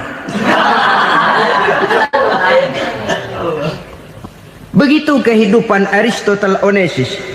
Dan banyak orang-orang yang sudah demikian kaya sampai dibingungkan oleh kekayaannya sendiri. Telusurilah kehidupan David Rockefeller misalnya, Henry Ford misalnya, Adnan Khashoggi misalnya. Multi jutawan yang kadang-kadang dibuat keder oleh kekayaannya sendiri. Pantas ketika Imam Ali ditawarkan orang, "Ya Ali, kalau kepadamu disuruh pilih ilmu atau harta, kau pilih mana?" Ya jelas pilih ilmu dong. Kenapa? Pertama, ilmu kalau kita berikan kepada orang lain tambah. Tapi harta kalau kita berikan kepada orang lain kurang. Saudara punya uang 10.000, dibagi orang 5.000, jelas uang saudara berkurang. Tapi saudara punya ilmu diberikan kepada orang lain bisa, saudara pun makin mantap. Tidak lantas jadi bodoh karena ngajarin orang. Saudara bisa Fatihah lalu mengajarkan orang Fatihah. Orang bisa, saudara pun makin hafal. Tidak lantas setelah diajarin orang ilmunya hilang. Begitu datang dia minta orang, "Tolong ajarin saya Fatihah." Udah habis, nggak ada.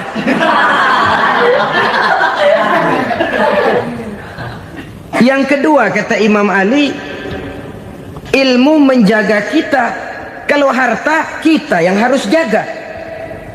Makin banyak ilmu makin terpelihara diri seharusnya. Tetapi makin banyak harta makin bingung kita jaganya. Sampai kadang-kadang kalau perlu seluruh keliling rumah dipasangi alarm. Belum cukup disewakan anjing besar-besar, pasang di depan pintu, awas anjing galak. Masih belum cukup juga, cari centeng tukang-tukang kepruk jaga rumah. Masih terasa belum aman, padahal rumahnya dikelilingi tembok besar. Di balik tembok ada pintu-pintunya tebal. Di balik pintu itu terbuka masuk kamar, kamar pun ada pintunya, pintunya pun kuat. Masuk ke dalam kamar ada lemari, lemarinya pun pintunya kuat, dikunci, kuncinya pun kuat.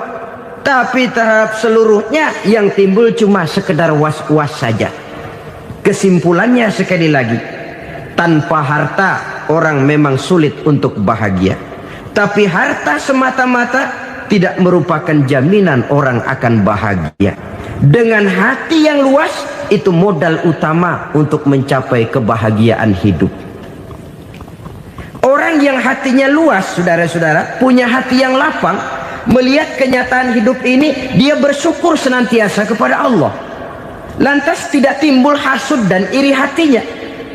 Oleh karena itu, jiwanya selalu lapang. Kalau tidak, cupik hati namanya. Dangkal pandangan, tidak senang melihat orang lain dapat nikmat, dan itu sering dijadikan contoh. Kalau orang yang lapang dada, dia lihat tetangganya beli TV baru, dia berkata, "Alhamdulillah ya, tetangga kita beli TV, mudah-mudahan kita bisa ikut nonton." Lapang dadanya. Tapi orang yang sempit hati, lihat tetangga beli televisi, meriang. Enggak diapa-apain, meriang. Besoknya dengar tetangga beli motor, makin sakit, ke rumah sakit. Lalu di rumah sakit dengar tetangganya beli mobil, mati. Disiksa oleh perasaannya sendiri. Orang kalau hati sudah sempit dalam hidup, kemanapun dia pergi, sempit rasanya medan kehidupannya. Kemudian kita melihat juga ada orang yang menilai bahwa bahagia itu katanya kalau punya kedudukan yang tinggi, pangkat yang agung, wibawa yang besar. Mungkin betul, tapi mungkin juga tidak. Bergantung kepada hati orang yang punya pangkat itu. Sama dengan harta tadi. Harta akan membawa bahagia kalau dia jatuh ke tangan orang yang berhati lapang. Tapi harta akan jadi bencana kalau jatuh ke tangan hati orang yang sempit. Pangkat akan membawa bahaya kalau jatuh di tangan hati orang yang sempit. Lebih dari itu, kenyataan mengajarkan kepada kita bahwa ternyata pangkat dan jabatan tidak selamanya memberikan kebahagiaan dalam kehidupan. Bahkan resikonya kelewat besar. Beberapa bukti kita bisa ambil dari para pemimpin dunia yang menjadi korban lantaran pangkat dan jabatan yang disandangnya. Saudara ingat Presiden Abraham Lincoln dan John Kennedy dari Amerika? Dibunuh orang. Park Chung-hee dari Korea Selatan, Ziaur Rahman dari Bangladesh, Anwar Sadat dari Mesir, terakhir Indira Gandhi dari India, menjadi korban dari pangkat dan jabatan yang disandangnya dari orang-orang yang tidak senang dia memegang jabatan itu. Dia akan mudah mengundang bencana, sehingga pantas kalau seorang presiden terkemuka Amerika, Harry Truman namanya, dia mengatakan jabatan presiden itu, kata dia, seperti orang nunggang macan, naik macan. Harus kita taiki, kalau enggak dia bakal nerekam kita, ngeri katanya. Adapun orang yang hatinya lapang, kalau dia menerima pangkat dan jabatan, dianggapnya itu satu kesempatan untuk berbuat baik. Tapi orang yang berhati sempit, menerima pangkat dan jabatan, bukan kadang-kadang menerima, malah berusaha setengah mati mencapai dengan segala cara. Kalau perlu jilat atas, jilat atas. Jadi golongan sumuhun dawuh. Jadi kelompok kulon nuwun, yes sir, yang kerjanya cuma oke bos. Kalau perlu jilat atas, jilat atas. Kalau perlu injak yang bawah, injak yang bawah. Perlu sikut kiri kanan, sikut kiri kanan. Yang penting pangkat dapat, jabatan dapat. Orang yang semacam ini, kalau sudah mempunyai pangkat dan jabatan, biasanya dia tidak menganggap itu sebagai amanah, tidak menganggap sebagai kesempatan berbuat baik, tapi malah kesempatan untuk memperturutkan hawa nafsunya yang dilatar belakangi oleh kesempitan hatinya tadi. Apalagi kalau orang memperoleh pangkat karena banyak mengeluarkan uang. Seakan-akan pangkat dan jabatan itu sekarang macam proyek, pakai tender. Siapa yang berani bayar segini, naik. Nggak berani, minggir. Padahal logikanya, kalau orang mencapai satu jabatan karena banyak mengeluarkan uang, hampir bisa dipastikan bahwa setelah jabatan itu dia pegang, langkah pertama yang akan dilakukannya ialah berusaha bagaimana uang yang dia keluarkan supaya kembali. Ya paling kurang pulang modal dulu dong. Soal mikirin rakyat soal nanti, tapi ini modal harus pulang. Itu celakanya kalau orang memperoleh pangkat dan jabatan cuma karena banyak mengeluarkan uang.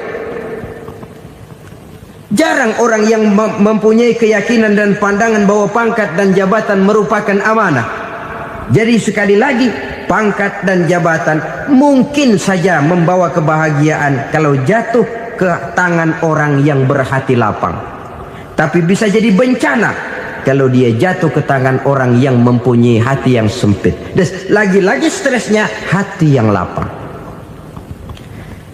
Lalu sebagian orang, saudara, ada yang berpandangan katanya bahagia itu kalau jadi orang terkenal, mempunyai popularitas, menjadi idola di kalangan remaja, di kalangan orang tua, di segala lapisan masyarakat. Padahal makin populer orang, makin terikat dia. Ya kalau macam kita ini kan nggak punya nama, nggak populer, tengah malam buta mau nongkrong di warung Tegal aman. Tapi pangkat, jabatan, kedudukan, popularitas menyebabkan kita diikat dengan berbagai macam peraturan. Cuma mandi sama ke WC saja yang nggak dikawal.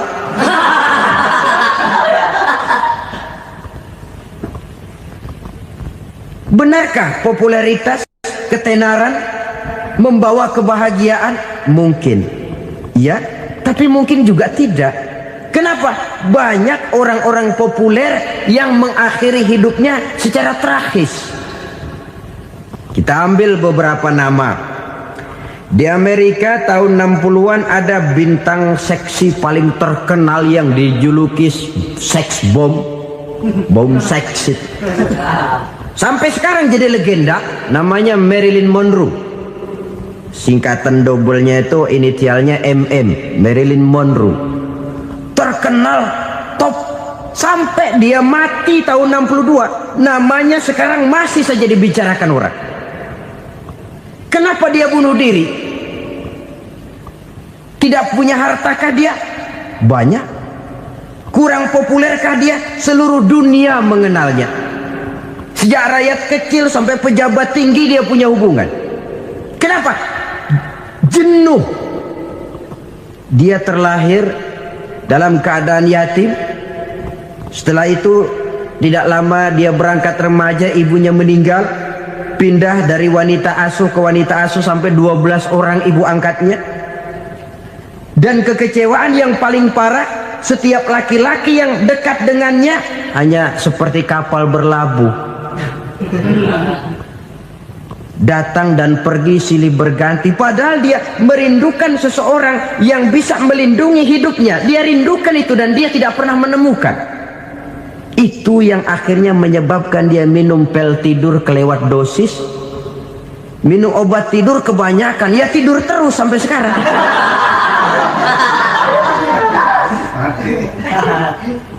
Dia mengakui, saya telah memiliki ketenaran, tapi saya tidak pernah hidup dalam ketenaran itu. Saya pandai main sandiwara, tapi saya ingin hidup dalam alam yang real sebagaimana umumnya orang. Itu yang dia rindukan. Menyusul jejak yang namanya Marilyn Monroe ini, Billie Holiday, saudara kenal tentu. Di rumah sakit dirawat. Dia juga minum obat overdosis, mati lagi. Jimi Hendrix minum obat tidur overdosis kelewat batas, mati lagi. Lalu yang menghanyutkan diri di danau, Janis Joplin dan Brian Jones. Ini orang-orang populer, orang-orang terkemuka yang mengakhiri hidup secara tragis, bukan karena tidak terkenal, mungkin karena sudah saking terkenalnya. Contoh paling belakangan, Bruce Lee. Wah, ini tukang-tukang keprok tentu kenal siapa dia. Sampai sekarang pun tabir kematiannya masih merupakan misteri. Dan yang masih hidup juga menunjukkan gejala yang aneh. Michael Jackson, rumahnya di Beverly Hills itu dijaga sedemikian rupa, dan dia selalu curiga kepada setiap makanan harus steril, bersih dari segala macam kimia. Kemana dia pergi, itu tukang-tukang keprok sudah selalu menjaga dan mengawal, dan dia seakan takut menunjukkan mukanya yang asli. Hingga kalau tampil ke tengah di luar show, dia kadang memakai pakaian yang tidak menunjukkan dia yang sebenarnya, takut dikenali orang. Ternyata popularitas sering jadi momok yang meracuni kehidupan manusia.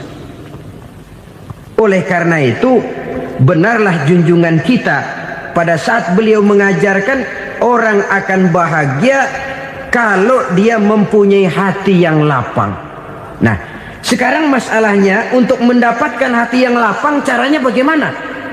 Kita kembali kepada konsep Quran. Allah mengajarkan, ala inna bidzikrillahi tatmainnul qulub. Ketahuilah bahwa dengan banyak mengingat Allah, hati akan tenang, jiwa akan lapang.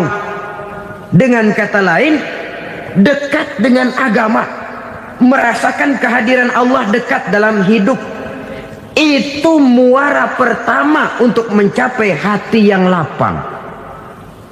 Ala inna bizikrillahi tatmainnul qulub. Jangan macam orang sekarang ingin mendapatkan ketenangan lalu tapak di puncak gunung, di gua-gua, di tempat sepi. Iyalah kalau nggak ada ular. Kalau tergigit ular berbisa, ketenangan belum, mati jelas itu. Islam positif untuk mendapatkan ketenangan. Ala inna bizikrillahi tatmainnul qulubi. Bahwa ketahuilah bahwa dengan banyak mengingat Allah, hati akan tenang, jiwa akan lapang, nuansa pikiran akan luas.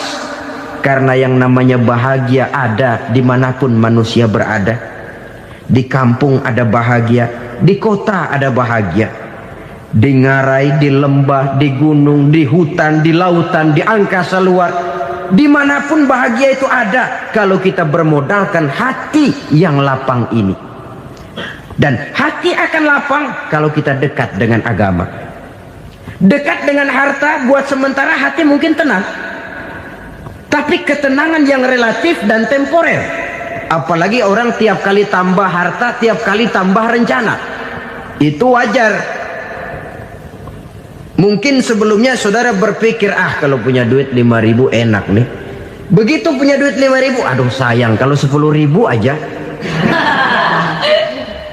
Tiap kali tambah harta, tiap kali lain rencana. Makin banyak rencana, makin menjauhkan kita dari yang namanya ketenangan. Padahal ketenangan merupakan unsur utama untuk mencapai bahagia. Dan ketenangan itu bermuara dalam hati manusia. Tengoklah kehidupan ini. Orang yang banyak harta dengan orang miskin, berbedakah rasa sakit yang mereka tanggungkan? Rasanya tidak. Walaupun si kaya tidur di kasur empuk berselimutkan sutra mahal, sementara si miskin meringkuk di balai bambu yang keras dan kasar.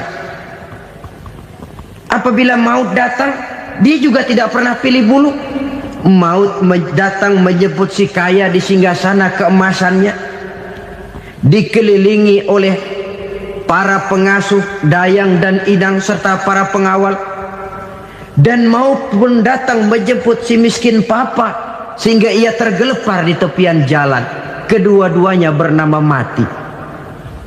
Kalau nyata bahwa sakit yang ditanggung si kaya tidak beda dengan sakit yang ditanggung si miskin, bukan harta semata yang membuat orang bahagia.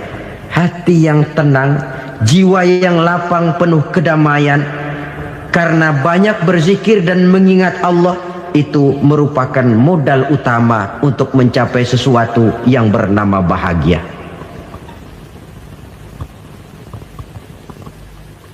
Saudara hadirin yang saya hormati, inilah yang pertama dari 4 ciri yang digambarkan oleh Nabi tentang tanda-tanda orang bahagia.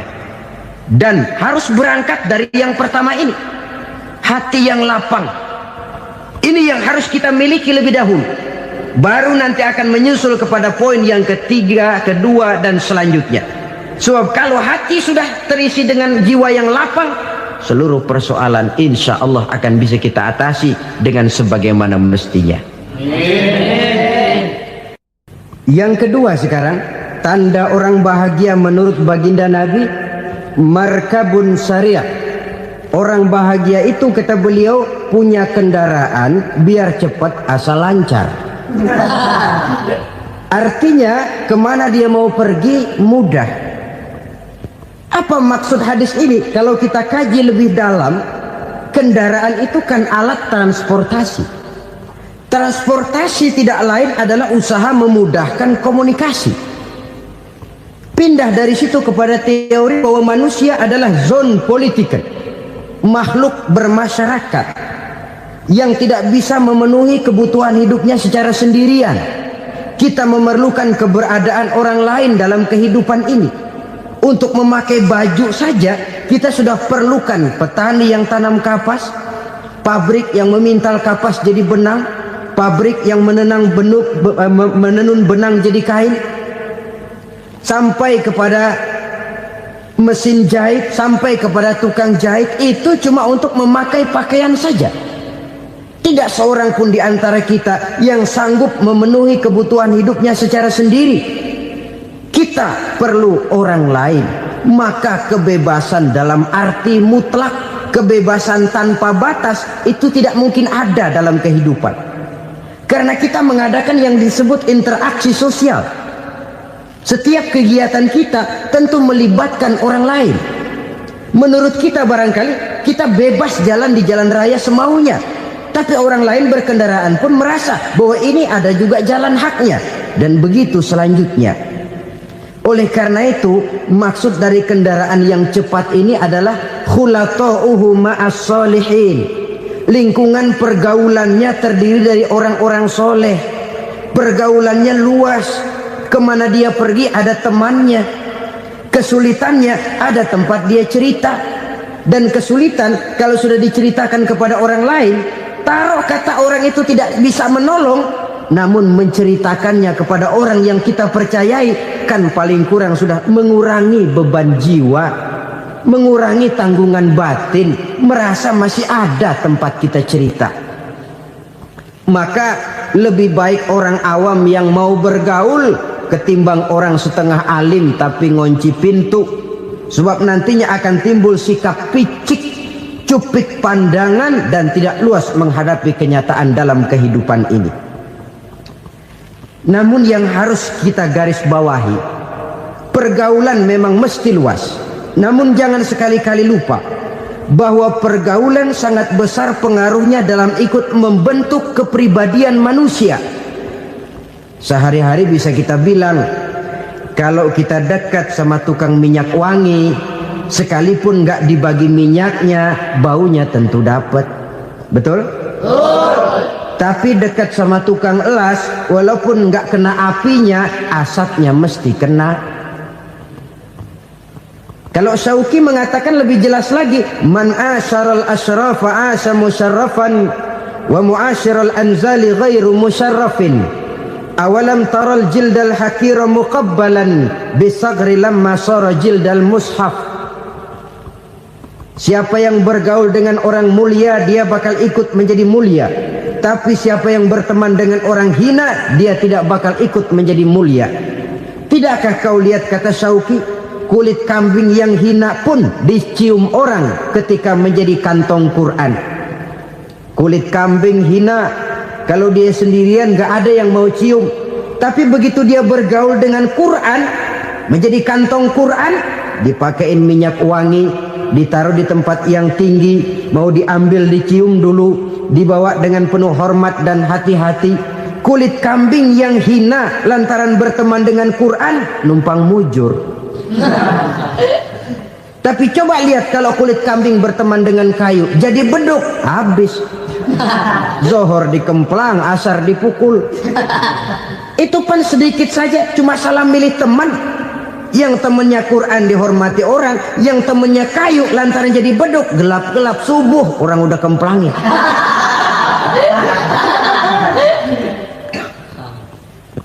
Maka terutama kepada adik-adik remaja yang masih mencari identitas diri, yang ibarat kaset masih kaset kosong, mudah diisi oleh apapun, pandai-pandailah memilih teman dalam bergaul. Karena banyak orang yang tadinya baik-baik, ketika terseret dalam pergaulan dengan orang yang tidak baik, kebaikannya menjadi lentur dan luntur. Tapi berapa banyak bajingan-bajingan tengik, orang-orang yang berlumur noda dan dosa, tiap hari melakukan maksiat, namun bergaul dengan orang yang baik-baik, pada akhirnya sedikit demi sedikit beringsut dan berangsur dia terbiasa mengikuti kebaikan-kebaikan. Saya tekankan ini kepada remaja karena mereka masih mencari identitas diri. Apa yang mereka lihat mereka mau, apa yang mereka dengar mereka ingin tahu. Coba lihat kehidupan remaja. Pulang nonton film Rambo, pengen jadi Rambo, gagah, maunya belekai melulu. Pulang nonton film Superman, pengen bisa terbang. Pulang nonton India, nyanyi melulu. Wajar, mereka masih mencari identitas diri. Saya ini sebenarnya siapa? Lingkungan, pergaulan akan membentuk itu. Karena itu pandai-pandailah bergaul, karena ia sangat besar pengaruhnya dalam ikut membentuk kepribadian manusia. Apalagi sifat yang jelek lebih cepat menularnya ketimbang sifat yang baik.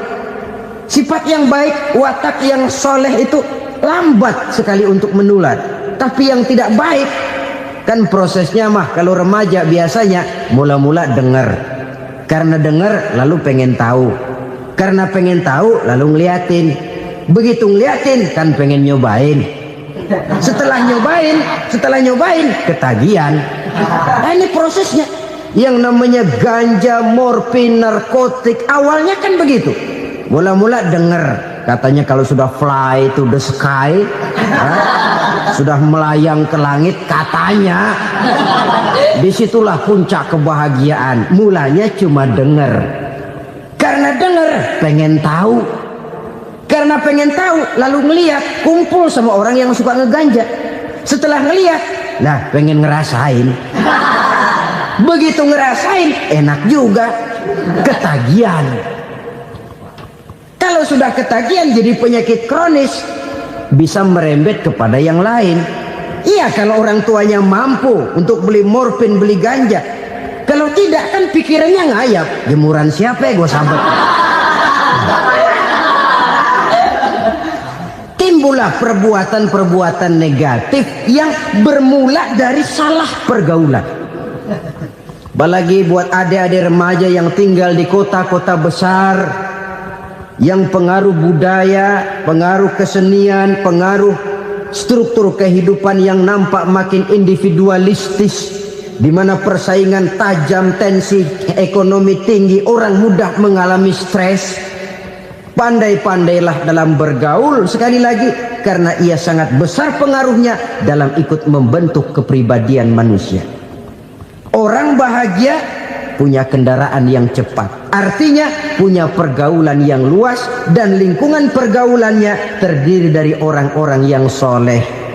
Kemana dia pergi ada teman, kesulitannya ada tempat dia cerita. Tapi kalau sudah menyendiri, hidup sendiri, kesulitan dipikiri sendiri, bisa mati belum waktunya. Tidak ada tempat berbagi rasa, tidak ada tempat bercerita, tidak ada tempat mengurangi beban dalam kehidupan. Pantas betul kalau Islam sangat menggalakkan dan menganjurkan orang kalau sudah sampai waktunya itu untuk melangsungkan nikah. Kata Nabi, ya ma'syaras syabab man istata'a minkumul ba'at falyatazawwaj. Hai para pemuda, kalau sudah mampu memberi nafkah, kawinlah, nikahlah kamu. Kenapa? Sudah ada teman hidup, tempat berbagi rasa. Kesulitan kalau ada tempat cerita akan lebih ringan ketimbang kita telan sendiri, walaupun bobot kesulitannya sama beratnya. Saudara-saudara kaum muslimin rahimakumullah, inilah ciri yang kedua, punya kendaraan biar cepat asal lancar. Kemana kita mau pergi gampang. Dengan kata lain, setelah hati yang luas, pergaulan yang luas. Dua. Yang ketiga sekarang, tanda orang bahagia itu menurut Nabi, misbahun mudhi'un, punya lampu yang terang. Oh, itu enggak problem. Sekarang sudah zamannya listrik masuk desa, Pak. Lampu sudah terang semua. Betul, kalau itu yang dimaksud. Tapi tidak cuma itu. Karena lampu yang dimaksud di sini, lampu yang akan menerangi seluruh perjalanan hidup. Dan perjalanan hidup itu sudah dimulai sejak kita terlahir ke alam ini sampai masuk ke alam barzah, kumpul di padang mahsyar sampai ke akhirat. Lampu yang menerangi itu yang diperlukan. Kalau lampu, katakanlah yang paling top sekarang kan lampu jenis Mercury. Taruhlah itu di rumah kita, dia cuma menerangi rumah kita, menerangi hati pun tidak sanggup. Bila kita masuk ke alam barzah, alam kubur, sanggupkah si Mercury yang begitu terang menerangi alam barzah kita? Tidak sanggup lagi. Sanggupkah lampu yang ratusan watt, bahkan puluhan ribu watt menerangi kehidupan di padang mahsyar? Tidak akan sanggup lagi. Kalau demikian, yang dimaksud lampu yang terang di sini apa? Tidak lain amal soleh, kebajikan yang kita lakukan dalam hidup. Itu yang akan jadi lampu penerang.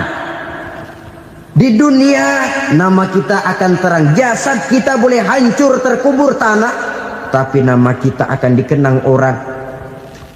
Begitulah kalau orang meninggalkan kebajikan dalam hidup seperti sekarang. Ribuan orang tiap saat berziarah ke kubur Imam Syafi'i, ke kubur Imam Malik, ke kubur Imam Ghazali, ke kubur orang yang baik-baik, orang yang soleh-soleh. Kebajikannya yang ditinggalkan, yang mengukir namanya dengan tinta emas. Sehingga saudara sudah terbaring di alam kubur, orang lewat, Allah, ini kuburannya Fulan bin Fulan, dulu ini kebaikannya Masya Allah, saya ikut merasakan. Mari kita mampir sebentar, kita Fatihah, mohon disampaikan Allah pahalanya kepada almarhum. Al-Fatihah. Itu kalau orang baik-baik. Lalu saudara tanya, Pak, orang mati dikirimin Fatihah apa nyampe pahalanya? Saya jawab, kalau saudara nggak percaya, mati dulu dah. Nanti saya Fatihain, tungguin di sana. Umpama nggak sampai, balik lagi kemari. Sekarang ini kan maunya otak-otakan saja. Kalau nggak masuk otak, nggak percaya. Padahal alam gaib itu nggak bisa diotak-otakin. Sama saja dengan saudara pernah dengar cerita kapal tanpa emas tenggelam kan? Pernah nggak? Di mana? Di laut Masalembo. Begitu ketampo emas tenggelam, ratusan penumpang itu terjun ke laut, dipermainkan gelombang, berjuang menghadapi maut itu. Orang lagi timbul tenggelam di lautan, dihantam ombak, kita tengokin pakai helikopter. Pak, lagi timbul tenggelam ya? Iya, tolongin. Jangan khawatir Pak, nih saya kirim intan Pak, harganya 10 juta. Kira-kira orang yang timbul tenggelam di laut seneng nggak? Kan mahal toh intan 10 juta. Kenapa dia nggak senang? Karena intan 10 juta dalam kondisi seperti itu tidak sanggup menyelamatkan dia. Dia akan girang kalau dikirimin ban mobil bekas, dikirimin papan terentang atau bambu. Intan yang 10 juta dia nggak girang.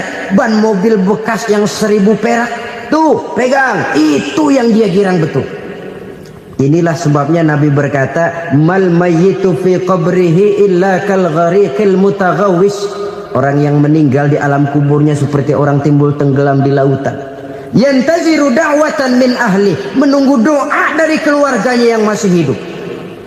Duh, bapak saya sudah meninggal, saya sayang benar sama dia. Kirimin kulkas ke kuburannya Itu sama saja dengan tadi orang tenggelam di lautan dikirimi intan yang harganya 10 juta, ndak sampai. Begitulah kalau kebajikan yang kita tinggalkan dalam hidup, sudah mati pun kubur kita masih diziarahi orang. Tapi kalau jahat yang kita tinggalkan, boro-boro lah orang mau doa lewat dekat kuburan kita juga serem. Tuh bajingan no, dulu mati dipendem di situ tuh. Jangan lewat situ, ntar kesurupan, jangan. Lewat saja orang ngeri. Konon lagi membacakan Fatihah dan mengirimkan doa. Hidup pada hakikatnya adalah kesempatan untuk berbuat baik. Maka sekali kesempatan itu diberikan, manfaatkan dengan sebaiknya. Sebab kesempatan kedua tidak akan pernah ada. Kesempatan berbuat baik di sini, di akhirat sudah pembalasan namanya. Sekali kesempatan itu dicabut, dia tidak akan pernah dikembalikan lagi. Kata Iqbal, hidup tidak mundur ke belakang, Bung. Berhenti diinjak orang, mundur hancur. Tidak ada kata mundur dalam hidup ini. Berhenti diinjak orang, mundur kecebur. Tidak ada kata lain. Harus maju dalam kehidupan, dalam artian yang positif. Hidup adalah kesempatan untuk mengumpulkan kebajikan yang sebanyak-banyaknya. Di situ nilai daripada manusia. Sekarang ini memang nggak kelihatan kok, orang yang banyak pahala sama yang banyak dosa nggak kelihatan kok. Barangkali kalau habis bikin dosa palanya pada benjol, mungkin orang takut sama dosa. Tapi sekarang sama saja, orang yang banyak dosa dengan yang nggak banyak dosa jalan bareng dari belakang, sama, nggak kelihatan beda. Tapi ada waktunya di mana pahala memegang peranan, di mana dosa diperlihatkan. Sama saja kalau kita bawa mobil siang, lampu kan nggak begitu berfungsi. Apa lalu bilang, alah ini lampu berat-beratin, copot-copotin aja dah. Tidak perlu begitu. Kenapa? Pada satu saat malam senja akan datang. Bila matahari terbenam, senja pun datang, gelap mulai merayap, disitulah baru terasa perlunya lampu. Pahala begitu. Sekarang orang yang nggak ada pahalanya nggak kelihatan dalam kehidupan. Tapi pada suatu saat senja kehidupan akan datang. Ajal merenggut nyawa, malam merayap, dan hidup mulai diliputi kegelapan di alam barzah. Dikala itu kalau nggak punya lampu, alangkah malangnya kita. Sebab amal yang baik, kata Nabi, di alam barzah itu akan diciptakan menjadi perempuan yang cantik menemani kita. Amal yang jahat akan menjadi orang yang paling jelek nemenin kita. Udah di tempat gelap yang nemenin jelek.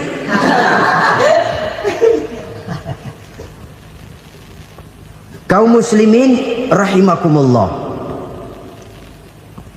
Kalau demikian masalahnya, tergantunglah kita pandai memanfaatkan waktu. Al-waktu kasayf.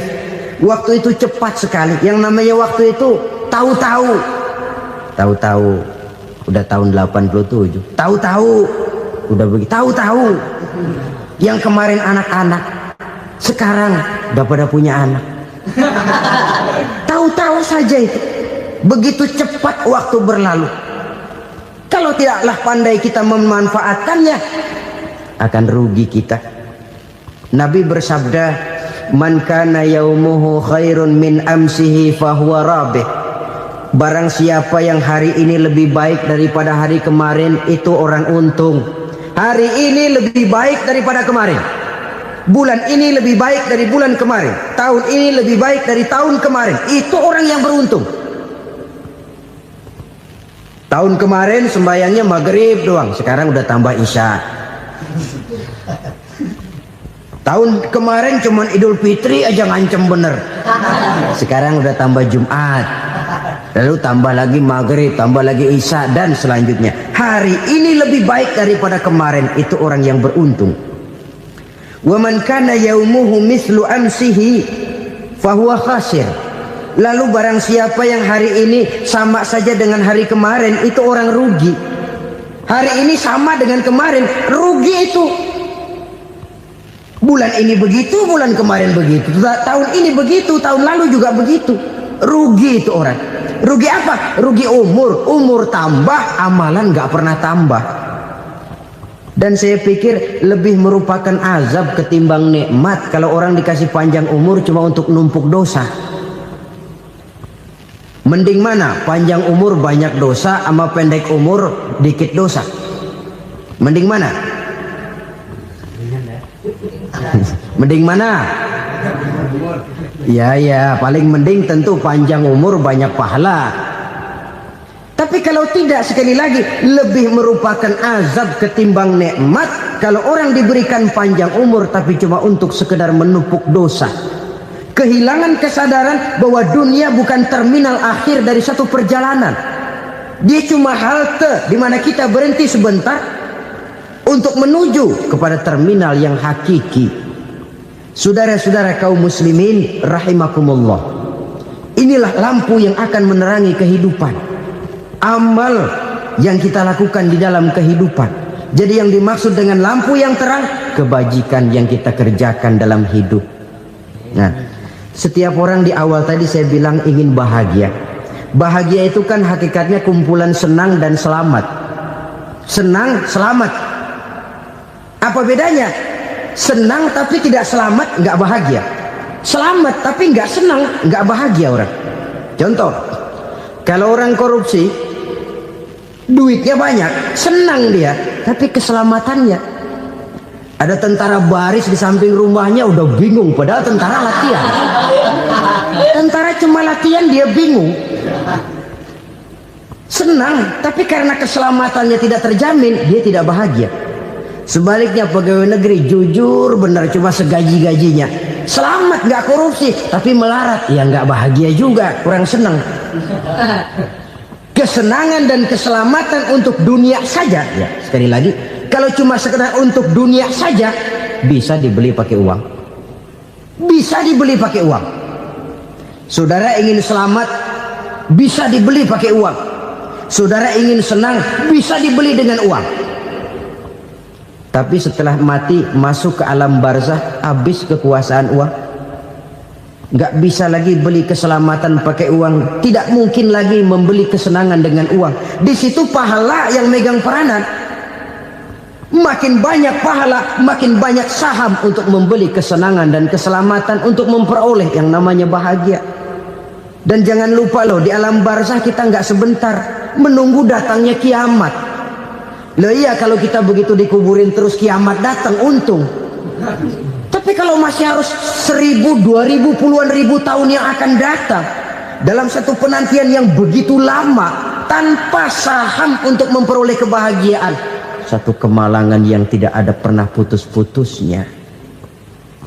Janganlah tergelincir oleh kebahagiaan sebentar yang menipu dengan mengorbankan kebahagiaan hakiki yang berjangka panjang. Apa artinya senyum sejenak kalau harus ditebus dengan tangis seumur hidup? Biarlah kita minum jamu, pahit memang, getir memang, tapi kan besok badan sehat. Daripada sekarang minum sirup, manis memang, enak memang, tapi bibir pada jontor besok. Sirawan, batuk, nggak karu-karuan. Banyak orang tertipu oleh kesenangan yang sebentar. Padahal laisa kullu ma yalma'u zahaban. Belum tentu semua yang berkilat itu emas. Belum tentu semua yang gemerlap itu intan. Karena itu, marilah manfaatkan kesempatan yang diberikan Allah ini untuk mengumpulkan kebajikan yang sebanyak-banyaknya.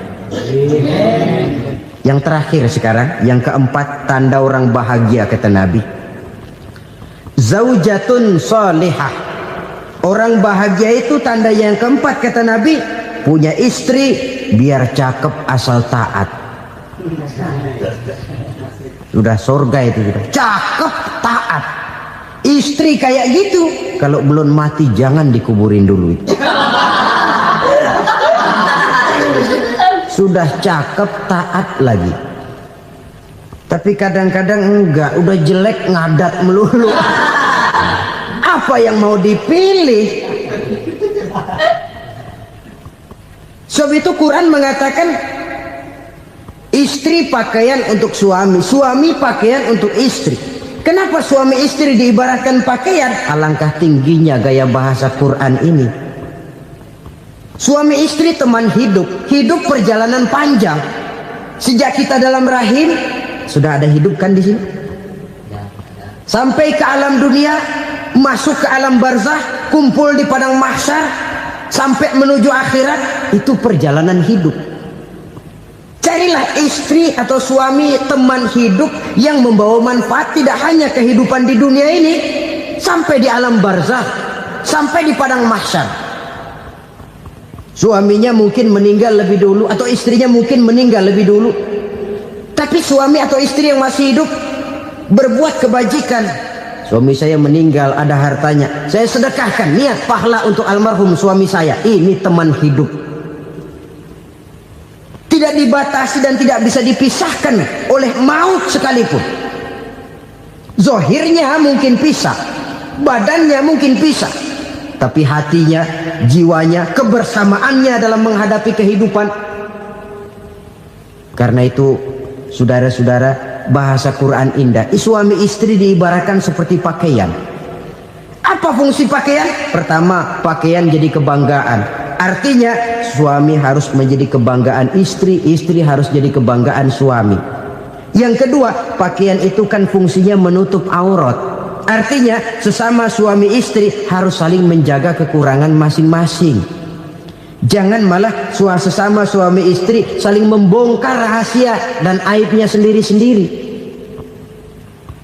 Istrinya diceritain jeleknya di mana-mana, atau suaminya dibongkar rahasianya di pasar umum. Itu sudah tidak lagi berfungsi sebagai pakaian.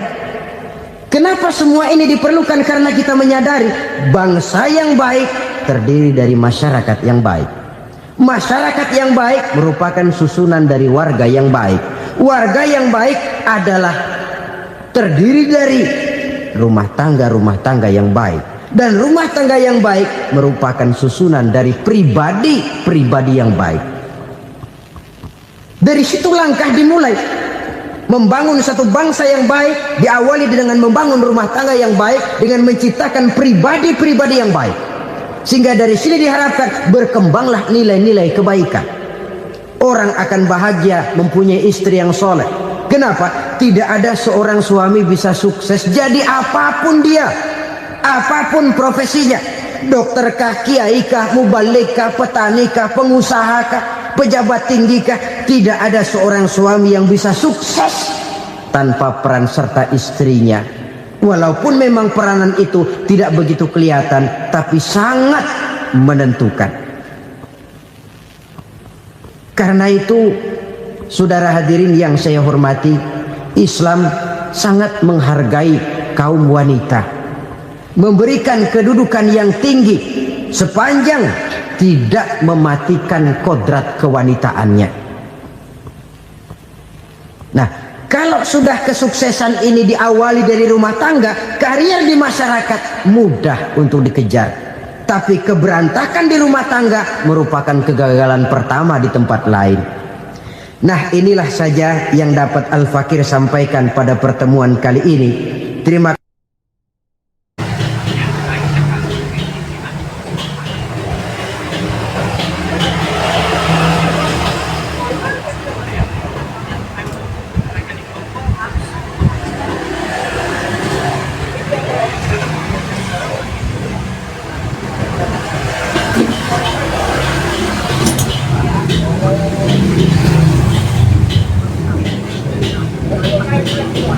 Iya, benar. Kita mau, Pak.